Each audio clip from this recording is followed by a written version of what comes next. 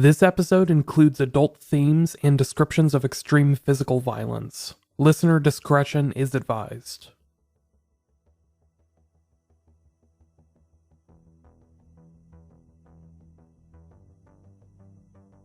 For this to be going on in Oklahoma City, I think shows that we have a significant and serious trafficking problem in regards to the sex trade. The individuals who are responsible for this don't care about human life.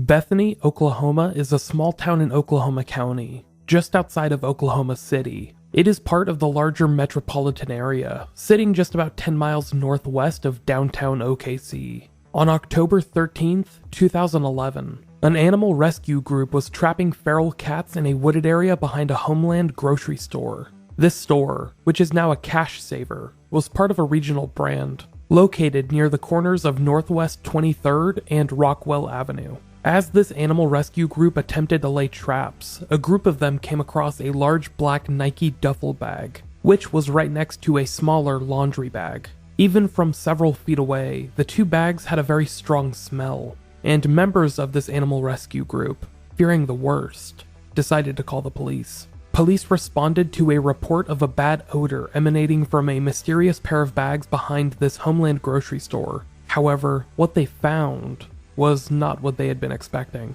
Inside each of the bags were human remains, remnants of a young woman whose life had been brutally and grotesquely ended. In her last days, she had come across the worst that humanity had to offer, and investigators were left with one of the most infuriating puzzles in recent memory.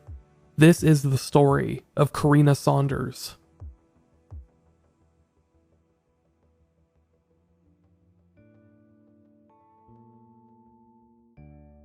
Welcome to Unresolved. I am your host, Micheal Whelan. Before I get started, I just briefly want to let you know how you can help support the show. If you would like to support the podcast, please consider heading to patreon.com/unresolvedpod. There, you could get access to commercial-free episodes, bonus episodes, and much more. Once again, that's patreon.com/unresolvedpod. To learn more about the show, just listen through to the close of this episode or visit the podcast website, which is unresolved.me. There, you could also find a link to the podcast store, where you could buy Unresolved t-shirts, hoodies, and more. Now, without any further ado, here is the story of Carina Saunders.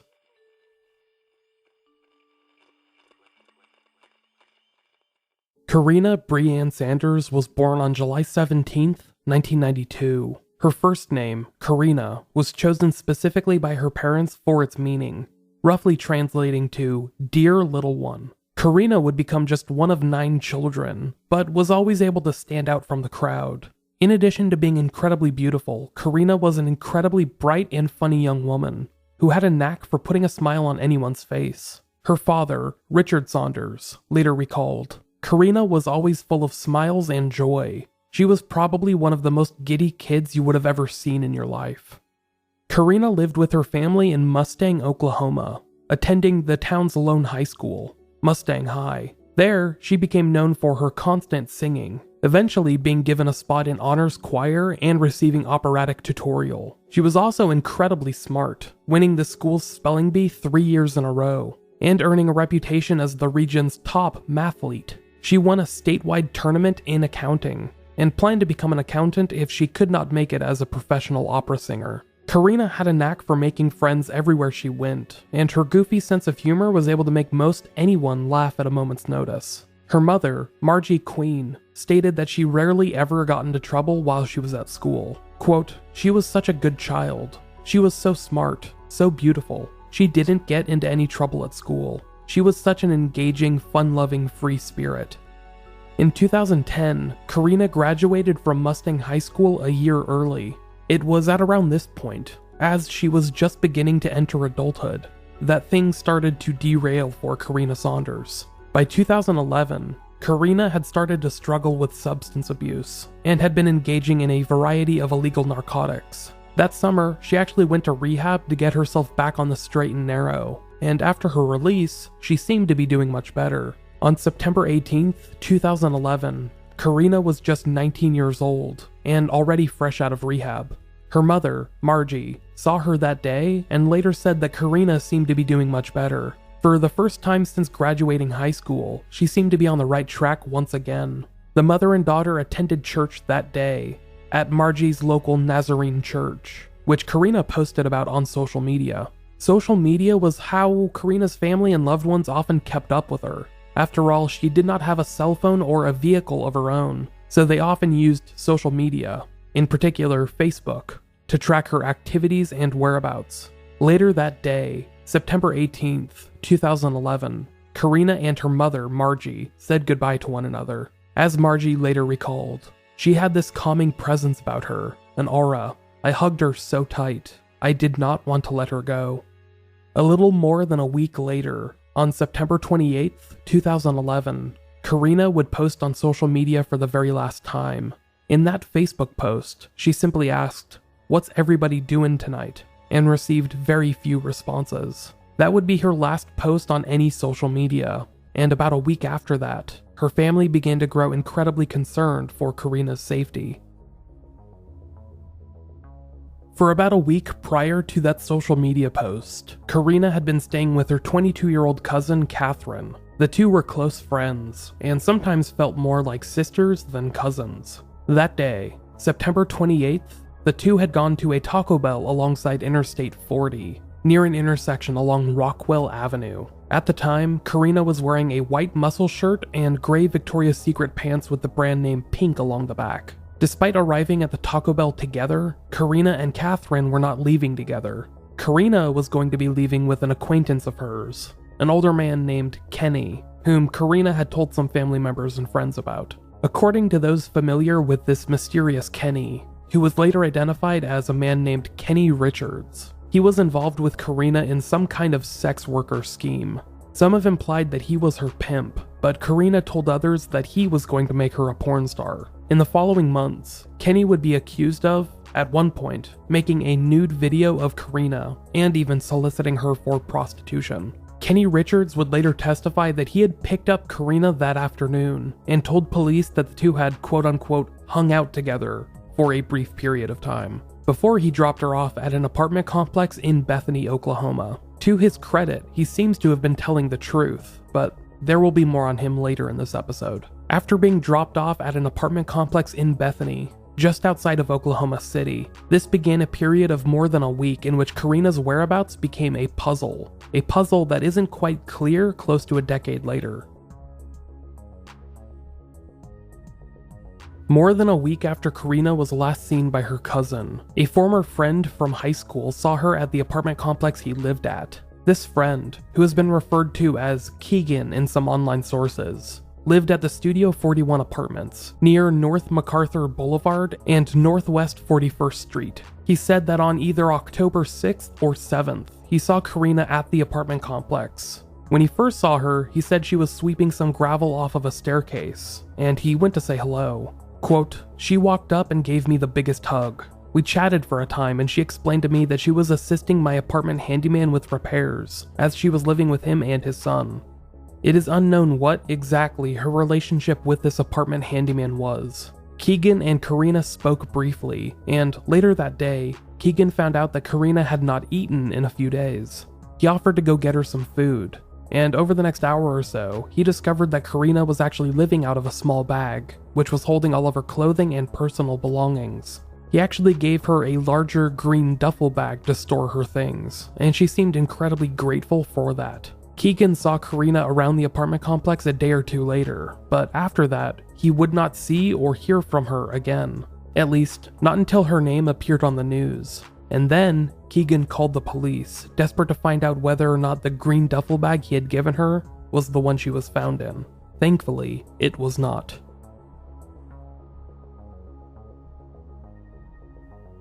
While the timeline of Keegan's encounters with Carina Saunders was pretty loose, we know that she was alive until at least October 8th, 2011. That day, a Saturday, Carina would be spotted on CCTV footage from outside the Newcastle Casino/Gaming Center, roughly 20 miles south of Bethany. In this footage, Carina is seen getting into a red truck, described as a large 4-door Ford pickup with a brush guard and lights on the top. It looks like a group of men were inside the pickup truck, but only one could be described. a man that got out of the truck and had both of his arms noticeably covered in sleeve tattoos. According to descriptions of this footage, which shows Carina getting into the truck, a dark vehicle is parked nearby. In that car is a group of young women who seem to be pleading with Carina not to get into the pickup truck. To this day, it is unknown who any of these individuals were. The man or men from the red Ford pickup haven't been ID'd, and neither have the women from the other dark vehicle. The identities of these men and women would likely help fill in many of the missing gaps from Carina Saunders' story,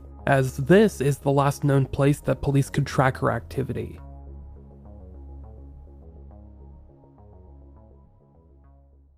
The very next day, Sunday, October 9th, 2011, Carina's cousin, Catherine Jo Bloodworth, received a threatening text message that seemed to indicate something had happened to Carina.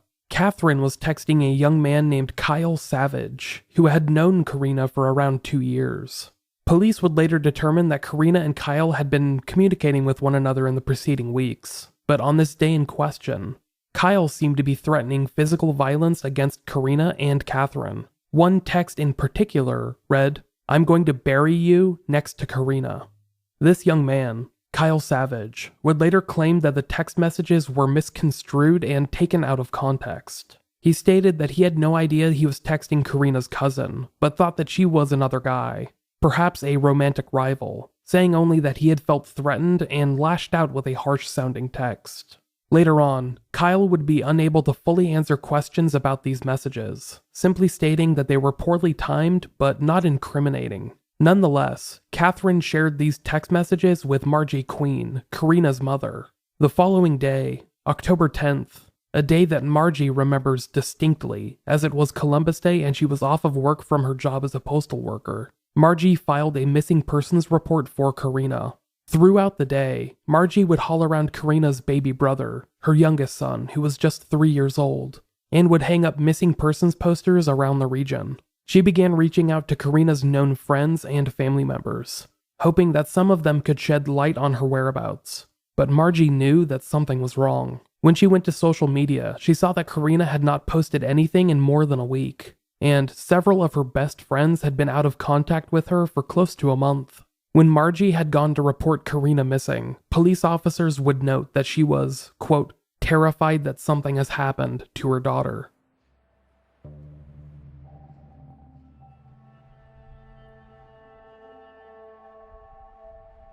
On October 13th, 2011, a horrifying discovery was made behind a Homeland grocery store, not too far away from where Carina had said goodbye to her cousin at a nearby Taco Bell. An animal rescue group that had been attempting to trap feral cats had discovered a black duffel bag with a foul odor, and they phoned police. When police got there, they discovered that the black duffel bag was resting beside another smaller laundry bag, and a foul odor was emanating from both. An examination of the interior of the bags revealed a gruesome sight: the decapitated and dismembered remains of 19-year-old Carina Saunders. Her body parts had been individually cut and then wrapped in plastic wrap, and then stored inside these bags. Her head and neck were inside the smaller laundry bag, while her other body parts were in the larger duffel bag. It did not appear like the victim had been killed at the scene. Rather, her remains had likely been disposed of at this location, which was probably chosen at random. Investigators would later state that the remains had likely been there for 3 to 4 days, due to the decomposition that was already well underway. The identity of the victim was not known at the time, and police would have to spend the next several days attempting to ID the remains. However, they had a good idea who it was from the jump, and the following day, October 14th, 2011, members of the Bethany Police Department met with Carina's family to ask for dental records. They did not allow the family to view the body, believing that this would not help anyone. It was the following Monday, October 17th, 2011, that police called Carina's family and asked to meet them at their home. They told Carina's parents not to go to work that day and to meet them immediately. That day, police officials, alongside a chaplain, informed Carina's loved ones that the remains had been positively identified as Carina Saunders, and that the rumors they had heard about the gruesome nature of her remains were true. It was a parent's worst nightmare, and Carina's family would be subjected to a type of anguish that no parent, sibling, relative, friend, or loved one deserves. Margie, Carina's mother, later stated, "When they told me she had been dismembered, I screamed."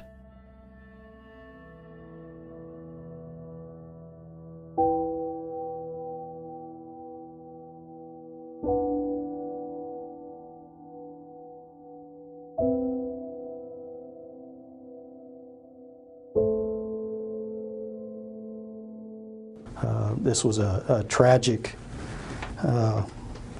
homicide, and the family, of course, is devastated. Our thoughts and prayers go out to them. At about the same time, Bethany Police Chief Phil Cole told news reporters the body gruesomely found stuffed in a duffel bag was that of Carina Saunders. Her family had posted this message on Facebook.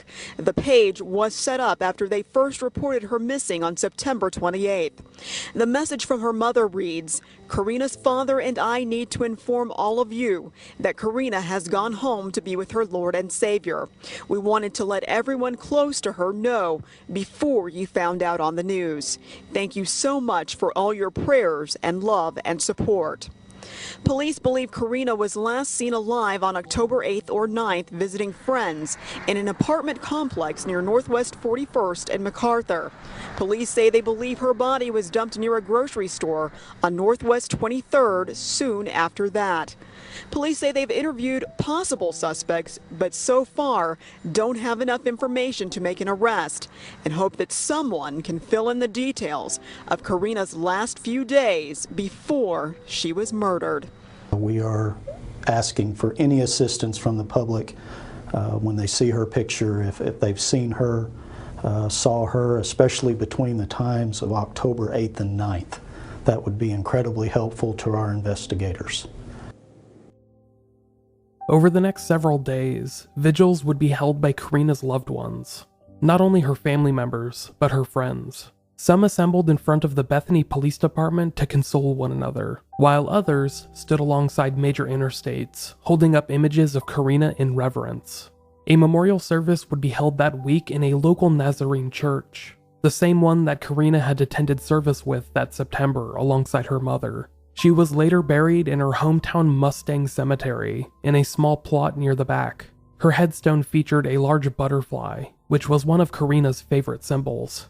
In fact, her family believes it represents Carina in more ways than one, with her mother stating, "Butterflies have very short lives. Carina was 19. She didn't live long. We will be with Carina in heaven for much longer than 19 years.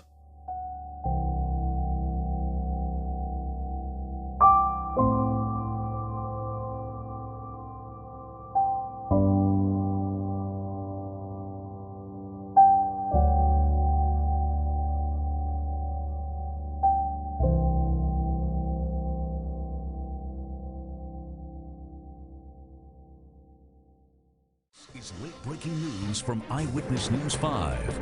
I'm Anita Blanton, and that late-breaking news that we're following right now is a news conference that's just wrapped up on the investigation into the death of 19-year-old Carina Saunders. You're seeing a picture of her right here. If you haven't been following this story, let me just kind of get you up to date on this. You know, she was the young lady who was found last Thursday, and this was the area here. Sky 5 was up above the scene at Northwest 23rd and Rockwell. This is really close to a Homeland grocery store that was in that area, found in a duffel bag. So police have been doing an investigation since then. This morning, they have just released 2 persons of interest, and let me tell you about the 2 of them. This is Cody Perez, 21 years old. He was just reported as a missing college student. He's been missing for more than a week, last seen at Platt College near Memorial and May in Northwest Oklahoma City.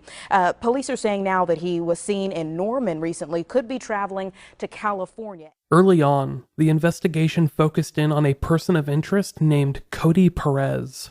Perez was an acquaintance of Carina's, who was attending a local culinary school and working at an Olive Garden at the time of Carina's murder, on the same day that Carina was reported missing, October 10th, 2011. Cody Perez had decided to skip town. That very day, he had pawned off his knife collection to a pawn shop in Bethany, Oklahoma, and decided to leave the area. Rumor was that he had begun hitchhiking, headed out to the southwest, either to Arizona or California. Because of this poorly timed escape from the region, Perez was labeled a person of interest by police. He was singled out for the numerous juggalo tattoos he had all over his body, and local reporters were eager to link lyrics from the Juggalo-themed group Insane Clown Posse to the murder of Carina Saunders. Rachel Hope Laraway, Perez's mother, refused to go into specifics with the media, but did state that Cody had gone missing and police were eager to speak to him. Quote, "He just dropped off the face of the earth." Cody Perez was later located in Arizona, and he made contact with Bethany police about a week or so after Carina's remains were found, on October 21st. He claimed that his move out of state was purely coincidental, and rumors say that it was related to a dispute he had gotten into with another man, a relationship squabble which had nothing to do with Carina. Perez returned to Bethany and spoke to police. Likewise, the knives he had pawned off were tested by police for any sign of human blood. The test came back negative, and nothing Perez had said seemed to indicate him in any which way. He was eventually cleared as a suspect, and the investigation continued. Right now, we are still continuing to work on every lead that comes in. We're still asking people to call the police department with any information that they have in reference to the Saunders case. We have no specific persons of interest at this point. We're still working on many leads. I know we have interviewed over 50 people in this case. We're working with the family. The family's been very cooperative with us. They're doing everything they can to help us, and like we are trying to help them. Extremely difficult situation because of the lack of information that we have, and every lead that we have followed obviously has not led to an arrest at this time, which everybody wants that. That's why we still need information. We still have 6 people investigating this, nonstop. We're getting calls all hours of the night, and anything credible, we're relaying that to the people investigating this. The FBI offered up their assistance in the investigation, which was headed by the Bethany Police Department. Investigators would interview more than 80 witnesses over the next several months, many of whom were drug users and addicts. They were people related to Carina's known social circle, but slowly began to expand outwards. Cody Perez was one of the first persons of interest cleared by investigators. He was quickly followed by Kyle Savage, the young man that had sent ominous text messages to Carina's cousin at around the same time she was murdered. Police stated he had nothing new to offer them, and he was cleared after a single interview. He continued to state that the morbid, coincidental text message meant nothing. Police stated that they were able to track Carina's last known whereabouts, including the apartment complex near Northwest 41st and MacArthur Boulevard. Sometime later, they would discover the CCTV footage of her outside the Newcastle Casino, which pegged her last known whereabouts as of October 8th, 2011, 5 days before her remains were discovered. That gave investigators a tentative timetable for her death, which they hoped would help whittle down the suspect pool. The investigators would soon turn their attention to the address of 3500 South Harvey Street, which was now an empty lot where a house had once stood.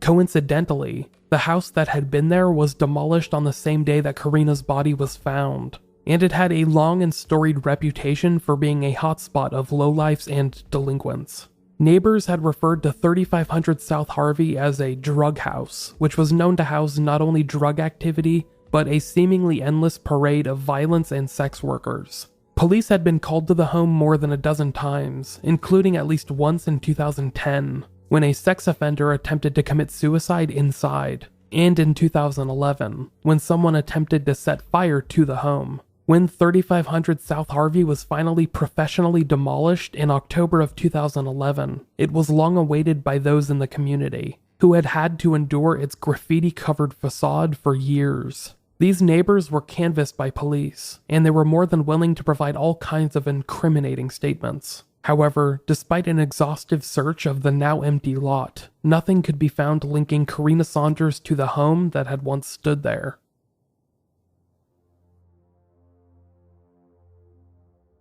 Results from Carina's autopsy would not be publicly released for several months after her death, as investigators viewed the details of her death as being intrinsically linked to their ongoing investigation. Just a warning, details from this autopsy are not for the faint of heart. The death of Carina Saunders was classified as a violent death, which was then labeled a homicide in the official autopsy report. The young woman's remains had been dismembered, but investigators were unable to recover some of her body parts. In particular, her hands and feet, as well as portions of her forearms, her left breast, the clothing she had been wearing at the time, and other personal effects. Investigators were able to find evidence of duct tape having been wrapped around her thighs before her death, and police later noted that there were suspicious contusions over her right cheek and on the back of her right shoulder, which they believed indicated some form of torture before her death. According to the official autopsy report, it looked like whoever had committed this heinous crime had attempted to remove a tattoo from Carina's upper back. The tattoo, which was located directly between her shoulder blades, read Queen Spade, Queen spelled Kween, and it was pretty unique in that regard. The autopsy revealed that there were rectangular cut marks around the tattoo, indicating an attempt to remove it. Likewise, Carina's hair had been cut incredibly short for an unknown reason, likely to remove evidence, but it remains unknown why the culprits had cut her hair but not gone to further lengths to hide her identity. The pathologist that conducted the autopsy theorized that Carina had been drugged before her death, due to post-mortem toxicological studies from her liver, which came back positive for tramadol, a non-narcotic pain reliever that is most often used to treat pain after surgery. It is a prescription drug, so not something that one can easily obtain from a corner drugstore. However, back in 2011, before agencies started to crack down on opiate usage, it was fairly easy to obtain a prescription for tramadol, but it is unknown how it ended up in Carina's system. Because of the body's decomposition, pathologists were unable to obtain blood samples to confirm how much tramadol was in her system, but it was there to some degree. Based on the circumstances, it was impossible to determine whether or not Carina had been alive when the brutal dismemberment took place. It remained a very valid possibility, but experts could not rule definitively one way or another. The findings from Carina's autopsy were not released for close to a year, as police wanted to build a case against their primary suspects. The findings from this autopsy would provide the framework for their pending investigation, which was building itself around two particular suspects, both of whom would be charged less than 1 year after Carina's remains were found. That's after the break.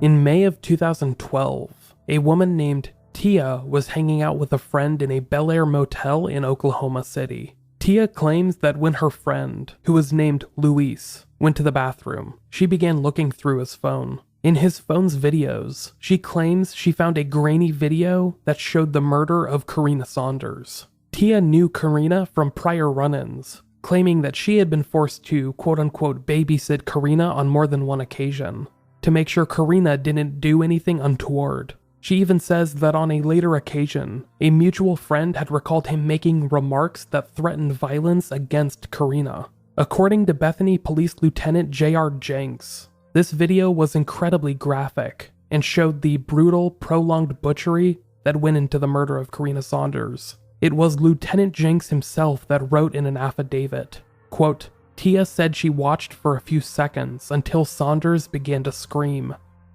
In his affidavit, Lieutenant J.R. Jenks would later write that Tia's friend, Luis, whose phone she saw the video on, was, quote, the person in the video cutting off the foot of Carina Saunders. This is late-breaking news from Eyewitness News 5. I'm Paul Folger. Right now, we are following late-breaking news coming in from the Oklahoma County District Attorney's Office. This is regarding Carina Saunders. Carina was murdered back in October of last year. You probably recall they found her dismembered body behind a grocery store in Bethany. Well, we understand that first-degree murder charges have now been placed. On July 5th, 2012, 2 men were charged with the first-degree murder of Carina Saunders. 37-year-old Luis Ruiz had been arrested a few days prior, having been charged with shoplifting. After entering custody, he found out that he was being charged with murder alongside a friend of his, 33-year-old Jimmy Massey, who had been arrested the prior December for drug trafficking. Both men had a number of priors, mainly related to drug offenses. However, their criminal records stretched out of Oklahoma and made them prime candidates for this unsolved murder. According to statements gathered by Tia and others, investigators detailed an alleged criminal organization headed by Ruiz and Massey, which dabbled in drug dealing, human trafficking, and potentially murder. The 2 men were linked to a number of other acquaintances, including a man named Francisco Gomez that was arrested on the same day. He was later cleared of any wrongdoing in the case and was not charged with any crimes related to Carina Saunders. Luis Ruiz and Jimmy Massey, however, were both arraigned later that month and were pending trial for first-degree murder. In addition to the testimony from Tia, who had allegedly viewed a gruesome dismemberment video on a cell phone belonging to Luis Ruiz, another woman named Micheal came forward. She claimed that she had been kidnapped by Massey and Ruiz and forced to watch the murder of Carina Saunders in person, escaping only by jumping out of a window and later coming forward to police. According to this witness Micheal, her being forced to witness the brutal dismemberment and murder of Carina Saunders was a kind of power move, showing her and others what happened to women that did not play ball with the men. Presumably, they were all to become victims of human trafficking, and were likely going to be forced into some kind of prostitution scheme. Micheal's testimony put the date of Carina's murder as October 11th, 2011, and stated that the murder happened in the now demolished home at 3500 South Harvey Street. 2 inmates that had shared a cell with Jimmy Massey would later claim that he had confessed to involvement in the brutal crime. They seemed to validate the prior witness statements to a T, and included details about how Massey had conspired with Ruiz to dismember Carina Saunders. Investigators finally seemed to be getting somewhere, close to a year after Carina's remains were found. They now had multiple eyewitnesses providing incriminating statements about Jimmy Massey and Luis Ruiz, but would have to bolster their case with some real, tangible evidence, if any such evidence existed. When Luis Ruiz and Jimmy Massey were charged with first-degree murder, it began spreading a panic throughout the region. Many that lived in and around Oklahoma City had become familiar with the murder of Carina Saunders. It was one of the most brutal murders of the past several decades, and it had grabbed the region and refused to let go. Now, police were telling the public that a human trafficking ring had been operating in the area, which was potentially tied to some Mexican cartels, whose brutal reputation precedes them. As you can imagine, this caused quite a stir. Many were frightened by not only the murder of Carina Saunders, but the things that police and prosecutors were now telling the public. Human trafficking, sex slavery, dismemberment. It was as if this story was too terrifying to be real. Some began to realize that the things investigators were saying seemed to be based more on hearsay than any actual evidence. Almost all of the statements had been supplied by people making outlandish-sounding confessions.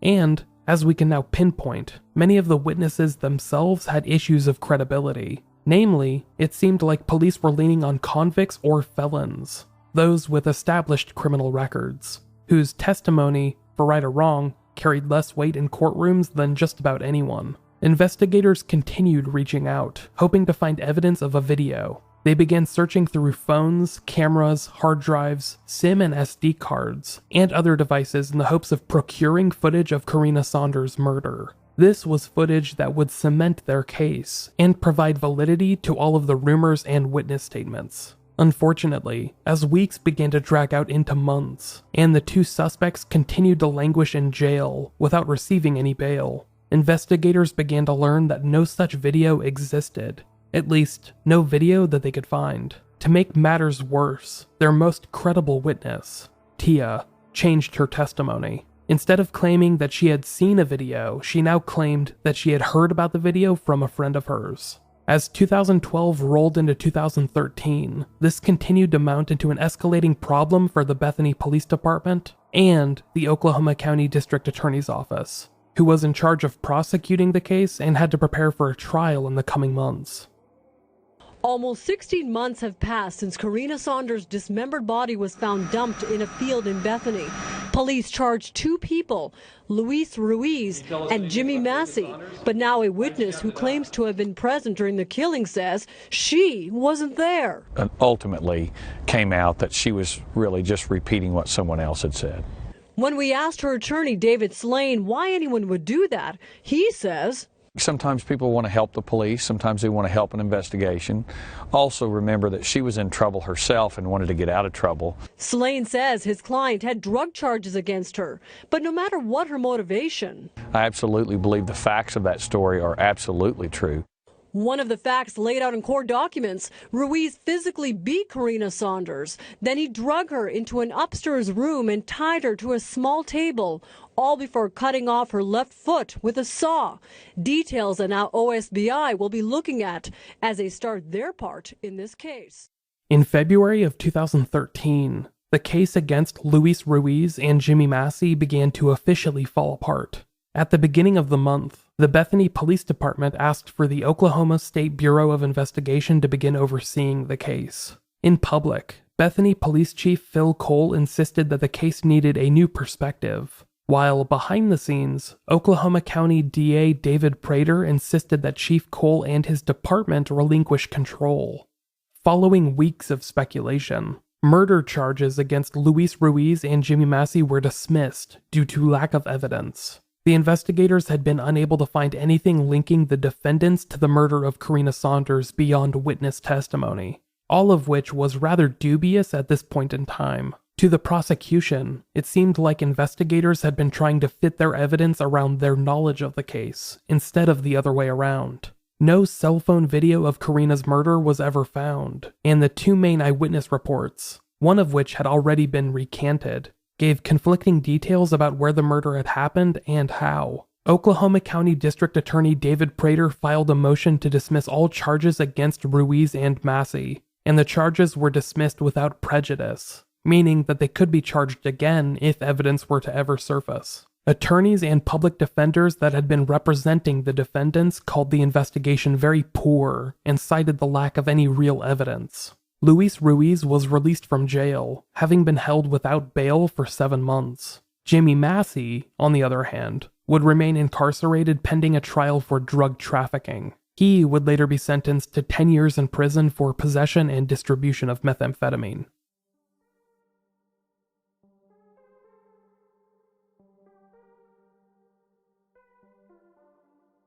With the release of Luis Ruiz and Jimmy Massey from police custody, the investigation had to start over from the very beginning. Gone were the preconceived notions of the Bethany Police Department, who anonymous sources claimed had botched the investigation completely, and the case was now taken up by investigators with the Oklahoma State Bureau of Investigation, also known as the OSBI. It was rumored that Oklahoma County District Attorney David Prater was the one who demanded Bethany PD give up the case, having lost all faith in their investigative abilities. That theory was given some credence when, just a few months later, one of the main investigators found himself in hot water. Captain Jack Jenks, the man that had spearheaded the Carina Saunders investigation, was let go from the Bethany Police Department in 2013. It had been discovered that evidence was missing from the police property room, and Jenks was identified as the most likely culprit. He would later be charged with 11 counts of larceny of a controlled dangerous substance, but just before the case went to trial, all charges would be dropped. More than a year later, Jenks was reinstated to the police force with back pay, causing him to immediately retire with benefits and pension, but the damage had already been done. In 2014, just a few months later, another Bethany police official was terminated. Lieutenant Austin Warfield, another one of the primary investigators, was let go following an internal investigation. He was the third Bethany police officer let go in a very short period of time, and the second with active involvement in the Carina Saunders investigation. Like Jenks, Warfield would eventually be reinstated through arbitration, but the Bethany Police Department had taken a huge PR hit. Seizing the opportunity, the man that police had labeled one of their primary suspects, Luis Ruiz, decided to file a lawsuit against the city and the police department. In his 2014 lawsuit, Luis Ruiz specifically named Police Chief Phil Cole, Captain Jack Jenks, and Lieutenant Austin Warfield, claiming that, in addition to them failing to uphold the law, they had, quote, employed deceptive, misleading, manipulative, and illegal tactics to manipulate and fabricate the criminal case. The lawsuit filed by Ruiz included claims of more than 10 civil rights violations, and critiqued the manner in which the entire investigation had played out. In 2016, Luis Ruiz settled his lawsuit with Bethany and its police department for approximately $50,000. His lawsuit seemed to confirm what many had long suspected with Bethany's investigation into Carina Saunders' murder. Not only that it was misguided, but that it had perhaps damaged the very integrity of the case itself. The thoughts and biases it had injected into the public consciousness, rumors of human trafficking, of a snuff video, and much more, would be hard to separate from Carina's case and the months and years that followed.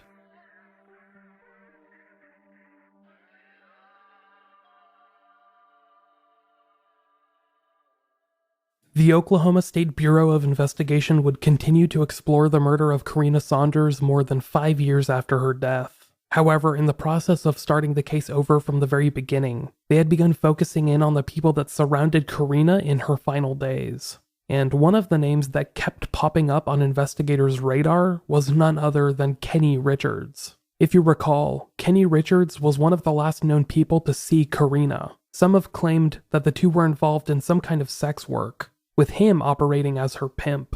On September 28, 2011, about 2 weeks before her death, Kenny had picked up Carina from a Taco Bell. He had told police that Carina and he had hung out together before he dropped her off at an apartment complex along Rockwell Avenue later that day. That, he said, was the last time that he had seen Carina. Police had had no reason to doubt him originally, but in the months after Carina's murder, suspicions were cast on Kenny Richards once again. In March of 2012, Kenny had reported the death of another young woman, a 22-year-old exotic dancer who worked at the Oklahoma City club Night Trips. Her death was viewed suspiciously by police, and police later theorized that it was a homicide, but Richards was not charged with any involvement. That indirectly tied him to 2 dead young women in the span of 1 year, one of which Richards himself had reported to police. At that point, however, police were already neck deep in the case against Luis Ruiz and Jimmy Massey, and likely did not want to disrupt that. In January of 2013, a pair of anonymous tips were received by Bethany police, which claimed that Kenny Richards had killed Carina Saunders and then buried her clothing and personal items on his property. In particular, one tip alleged that he had buried these items in a metal tank on a piece of property he had owned from February of 1995 to June of 2012, having sold it less than a year after Carina's death. These anonymous tips were filed by investigators, but seemed to collect dust for the next couple of years as the case file languished. It wasn't until November of 2016, more than half a decade after Carina's murder, that official interest in Kenny Richards was revived by the OSBI. That month, a cell phone belonging to Kenny Richards was confiscated during a methamphetamine arrest, and a digital search warrant yielded a photograph of Carina Saunders, a picture that investigators had not yet seen. Details of this photo were never released to the public, but it seemed to spark some re-interest in the investigation. In April of 2017, police conducted several searches related to the tips they had received back in 2013, relating to Kenny Richards and his property. They ended up finding quote-unquote several items of interest, as noted by an OSBI spokesperson, which included a woman's shirt, jacket, sandals, and some other junk/debris. These items were all found buried on Richards' property, inside an old septic tank. It is unknown whether they pertained to the Carina Saunders investigation at all. Kenny Richards has not been charged with any crimes relating to Carina Saunders or any other murdered young women, as far as I am aware. It is unknown what his true involvement with Carina was at the time of her murder, but if he hears this, or anyone he knows hears this, please tell him to contact me. I would love to speak to him.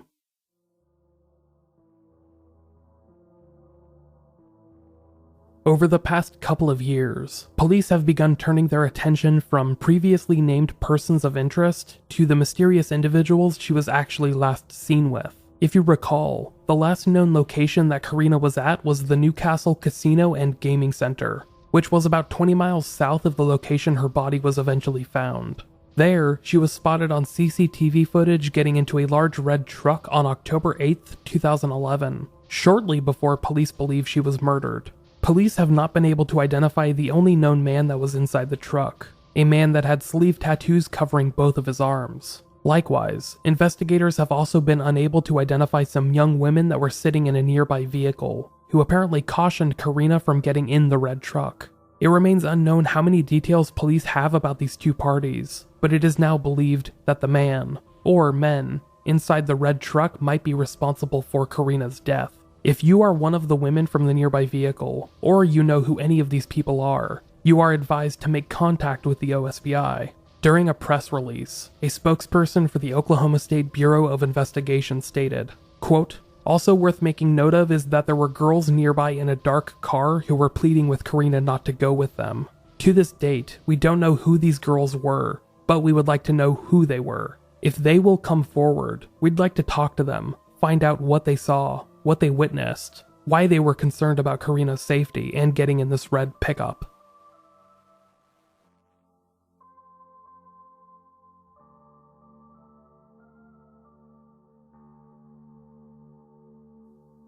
It has now been close to a decade since Carina Saunders was brutally murdered, but her legacy continues to loom large over the region of Oklahoma City. On the 1-year anniversary of Carina's death, back in 2012, her family donated $4,000 to the Make-A-Wish Foundation.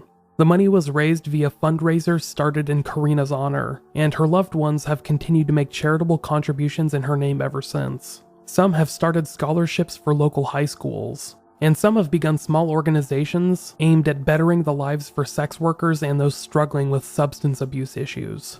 Melissa Wagner, one of Carina's longtime friends, continues to remember Carina not as a murder victim, but rather a real person whose wonderful and bright life was tragically ended much too early. Quote, "She's not a random person who ended up in a duffel bag.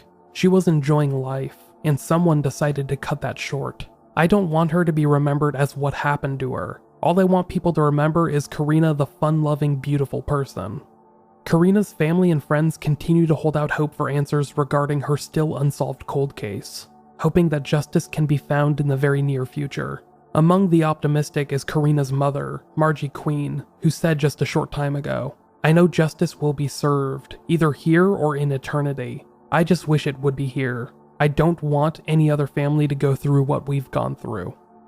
On the 5-year anniversary of the investigation, back in 2016, the Oklahoma State Bureau of Investigation announced a $10,000 reward for information leading to Carina's killer being ID'd. This was followed up just a few months ago, in September of 2018, when an anonymous donor announced a $50,000 reward. This reward, which has since expired, gave a 1-month deadline for someone, anyone, to forward the rumored video of Carina's murder to their email address, which was don'tbeacoward13@yahoo.com.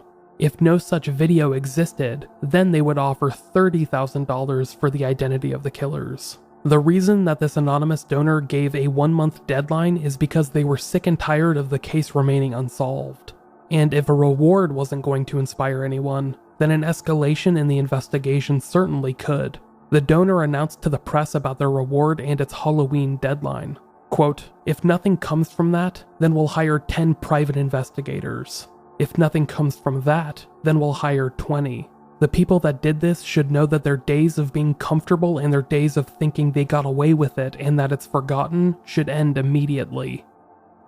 The face of Carina Saunders continues to linger in the area, on several unsolved crime posters and flyers. It also haunts prisoners in the state of Oklahoma, as Carina is the Queen of Spades in the Oklahoma Cold Case card deck, which is given out to inmates in the hopes of inspiring new leads. If you, or anyone you know, has information about this case, please forward it to the OSBI. Tips can be called in to 1-800-522-8017 or emailed in to tips@osbi.ok.gov. Until the culprits that committed this crime are identified and convicted, the story of Carina Saunders remains unresolved.